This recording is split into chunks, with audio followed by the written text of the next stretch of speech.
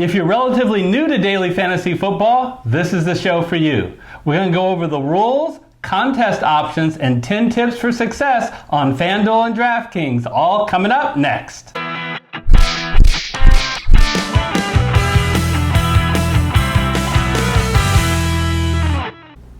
Hello everyone, I'm Eric Lee. And I'm Gary Kurtzman, and we are the Fantasy Football Consultants. And let's give you a little bit of background about Fantasy Football Consultants. We started this channel a year ago, and Eric and I have nearly 50 years combined fantasy football experience. Eric, I hope it doesn't look like that to the viewers on the screen. And more than that, we also have vast years of experience in Fortune 50 companies, either heading up or working in analytical modeling functions. So we can bring all of that analytical modeling and statistical rigor to you, the viewer. In other words?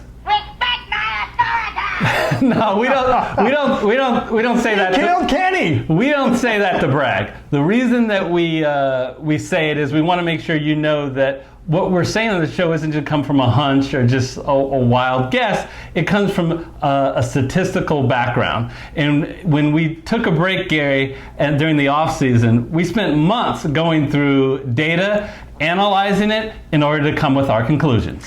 And that, Eric, all culminated in the 9-show NFL DFS Master Class series, of which this show, the beginner show, leads off the series as show number 1. If you're an intermediate or an advanced player, warning that this is going to have some basic tips, so you might want to go to the description section of this video and click on the second class, which is picking your contest.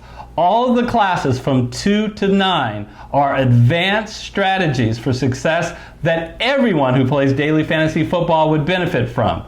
After the second class, we move on to the position selection strategies, where we do a deep dive analysis for quarterbacks, running backs, wide receivers, tight ends, and defense for what are the factors you should consider in filling out both your cash and GPP lineups. And we wrap out the 9-course masterclass series in GPP and cash game strategies.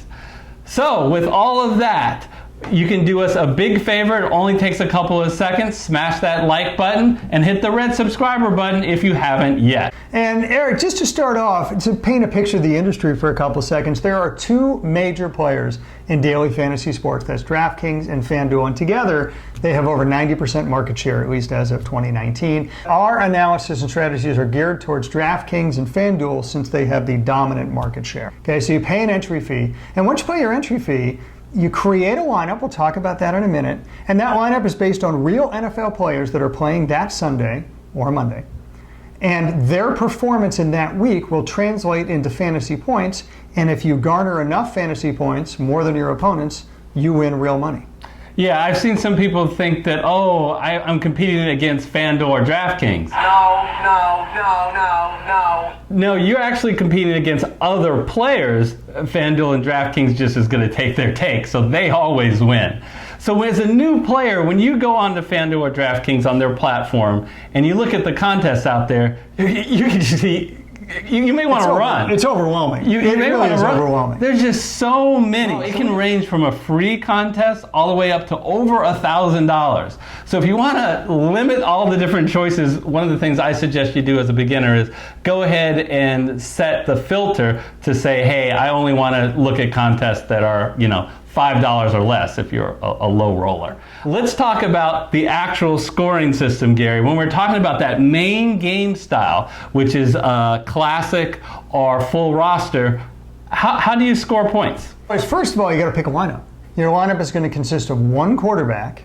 You also have to pick 2 running backs, 3 wide receivers, and something called the flex position. You can fill that flex roster spot with either another running back, another wide receiver, or another tight end. Okay, so that's the flex position. And speaking of tight ends, you also get a separate tight end position. And then you get a defense. So that's 9 players total that constitute your NFL lineup for the week. And each player is assigned a salary at the beginning of the week by DraftKings or FanDuel. And you can't go over the team salary cap of $60,000 on FanDuel and $50,000 on DraftKings. And if you're new, you don't know it, you gotta fill each spot. You can't go, you know what, I don't want to spend any money on defense, so let's just not spend anything. they won't allow you to submit a lineup unless each spot is filled. But like Eric said, you can't just pick all your favorite players either and get all the stars out there, because you do have that $50,000 or $60,000 salary cap limit. Let's talk about the scoring. How do you score points? And those who played season-long fantasy, a lot of this will seem familiar. Let's first talk about how FanDuel and DraftKings are similar. A quarterback, they throw a TD, that's 4 points. If you catch or run in a touchdown, that is 6 points. You do get points for yardage. You get, for passing, 1 point for every 25 yards. For rushing and receiving, 1 point for every 10 yards. But here's how DraftKings and FanDuel are a little bit different, so you got to know the rules of the platform you're playing on. First of all, DraftKings does milestone scoring. They give you 3 points if your quarterback throws for over 300 yards. They give you also 3 points to the extent that your player receives or rushes for over 100 yards. The other thing that's different is receptions. DraftKings is a full PPR, and FanDuel is a half a point of PPR. So if your wide receiver catches 10 passes, purely just catches 10 passes, forget the yards for a minute, you get 10 points on DraftKings and only 5 on FanDuel. Yeah, so definitely differences in the scoring that you need to know. There's also, by the way, scoring on defense. Eric talked about the offensive players. Well, you're picking a defense too, and that one is a little more complicated. But just to boil it down, if your defense gets a sack, so they sack the quarterback, that's 1 point for every sack. If they get a turnover, it's a fumble recovery or an interception, you get 2 points per turnover. Now, let's say your defense scores a touchdown. That could be a lot of different ways to do that. You could be pick six, take it to the house. You could be fumble recovery for a touchdown. By the way, defense also includes special teams. So if your team has a punt return or a kickoff return for a touchdown, that also counts, and all of that, as you might expect, is worth 6 points per touchdown. Now, defense also has yardage scoring. Eric, why don't you tell them a little bit about how that works? Well, specifically points. So your defense gets you FanDuel and DraftKings points to the extent that they hold the other team's offense to a certain number of points. So you get a lot of points for a shutout, 10, and from 1 to 6 points at 7. But look, it's very rare in an NFL game that you can hold a team by less than a touchdown. So you're usually going to be scoring between 4 and -4 on your defense. Now, one thing to note, just as a side note, you do not, points that are scored when your defense is not on the field do not count against you. So if you have the, let's say, the Seattle Seahawks defense and Russell Wilson throws a pick six the other way, those points don't count against you. Sadly, Gary, if he throws an interception and they run it back to the 1, and then your defense has to get on the field and they run in 1 yard, that does count against you. You know, you got screwed. What can I say? I want to pause a minute. If you've gotten this far, please do us a favor, smash that like button. It only takes 3 seconds. And if you haven't yet, hit the red subscriber button. So, Gary, what are these 10 tips that we want to talk about? The first of which, it sounds obvious, but I can tell you as a new player, so many people are not using it. Take advantage of a sign-in bonus. Okay, if you would like to help us out, we have links which we include in the description. If you use that link, it not only helps us, but you get 20 DraftKings dollars automatically put into your account. If you use our FanDuel link, FanDuel would give you $15. Not a bad deal to get you started. Free money does not exist very many places in the world, so take advantage of that free money DraftKings and FanDuel is offering you. So the second tip of the 10 tips is simply know the different kind of contests, know the different scoring, and know the different strategies. There are different rules for a cash lineup and a GPP lineup, where GPP, Gary, what are you looking for?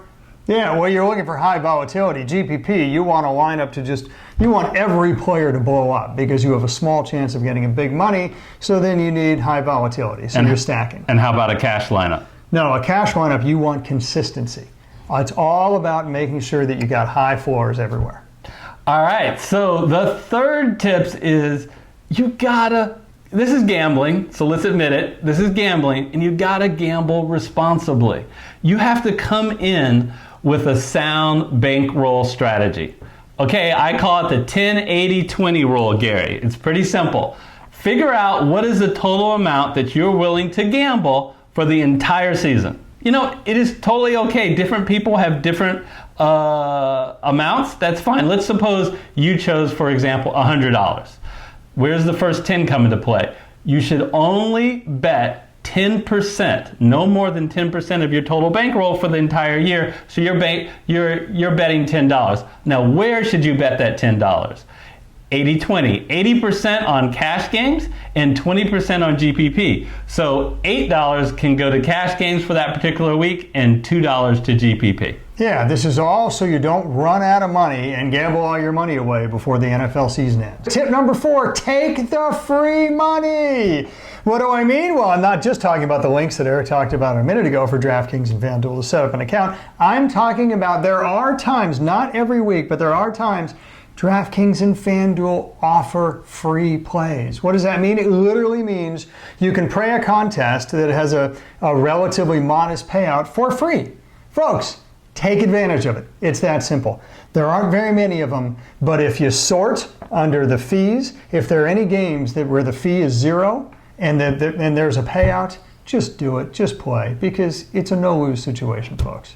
But Gary, DraftKings and FanDuel isn't the only organization that offers free contests. Ho! Fantasy Football Consultants, little shameless plug, but hey, it's great because as a small channel, we have less people participating, and we are going to give a total prize pool throughout the season, $360. All of the details will be described on our weekly DraftKings and FanDuel show. So go ahead and hit that red subscriber button so you're notified when the season starts, when those videos come out. Well, number 5 on the list is a very simple one, but Gary, I'm shocked how many new players do not follow it.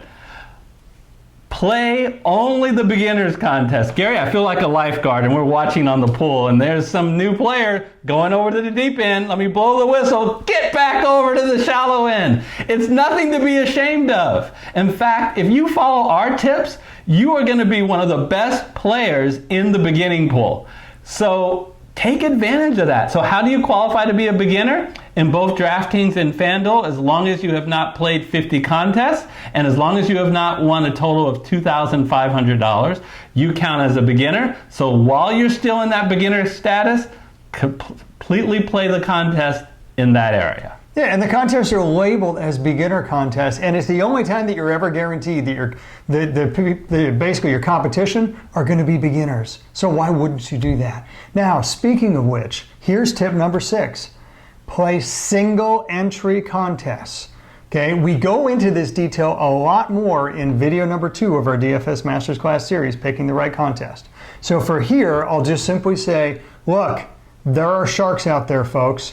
Now, the sharks, by and large, don't exist in the beginner pool, but once you no longer qualify for a beginner, you have to remember, play single entry contests only, because otherwise, there are people out there that play multiple lineups, and by multiple, I mean hundreds or sometimes over 1,000 a week. Now, there's a limit per contest. You can't play more than 150 no matter what the contest is, but you don't want to be playing against people that have 150 lineups out there. They're the pros, they're the sharks, and your odds of winning will go way down.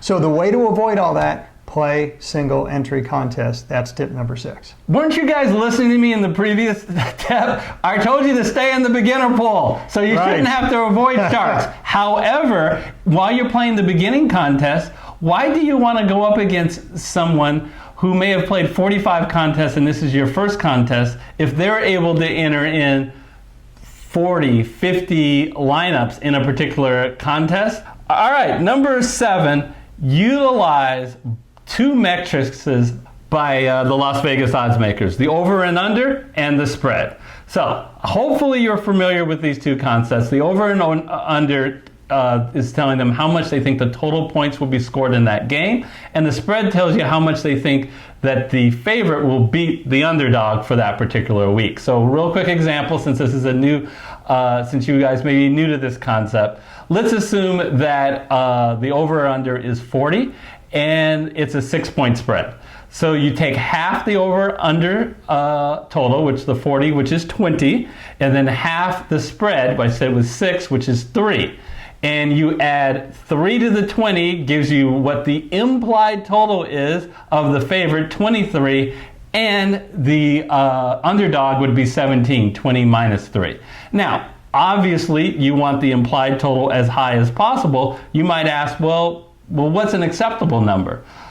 Depends on whether it's a cash game or a GPP, but as a general rule of thumb, try not to go under 23. Try to go 23 or higher. So therefore, I would try to stay away from that game, that fictional game I just gave you, if you were the underdog when I'm picking a quarterback, a running back, less important for a wide receiver, but a tight end.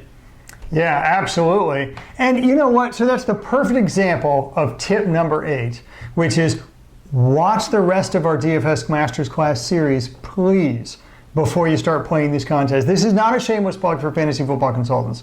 I say this because we have months of very rigorous statistical-based analysis that it's not just about picking the right contest.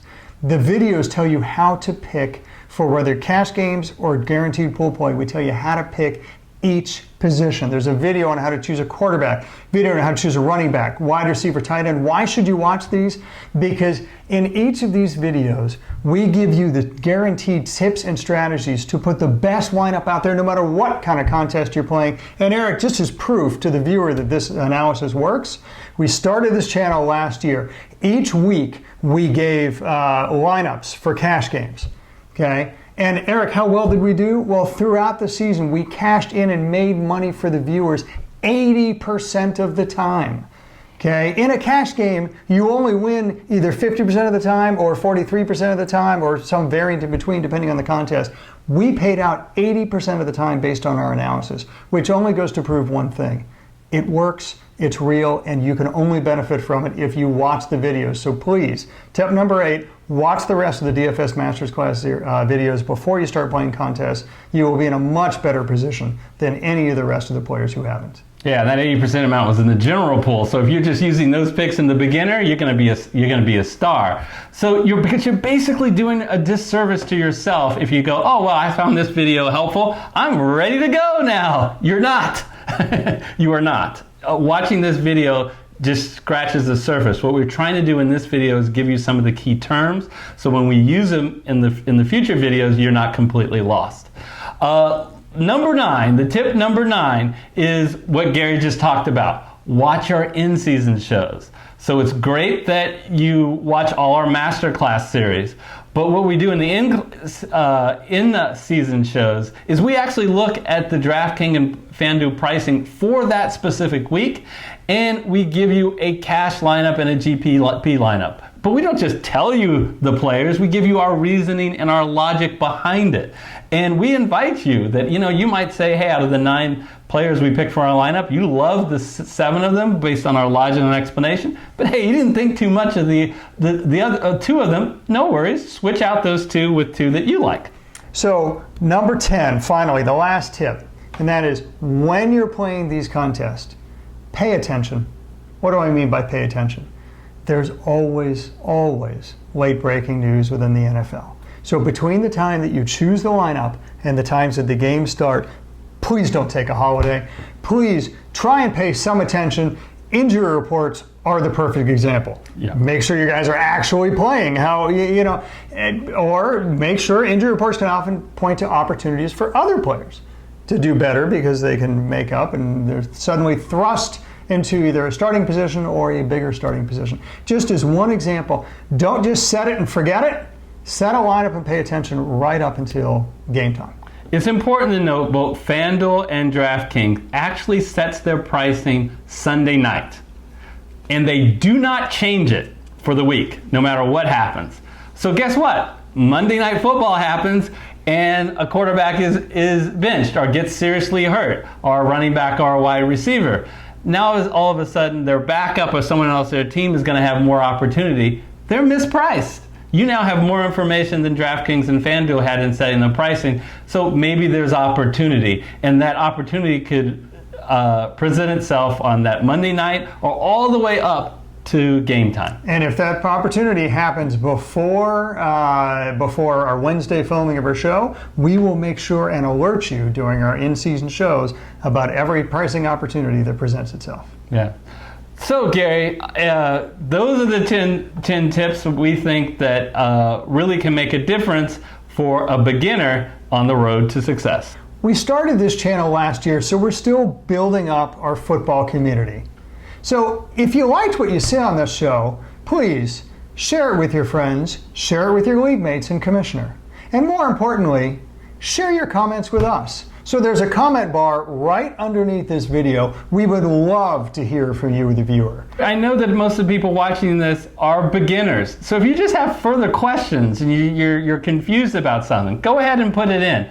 I would love it as a part of our community or more experienced players that they respond to the questions as well, because that's what we're trying to create here. But if no one else does, we will definitely respond and answer your questions. So both Gary and I are so appreciative of our YouTube community.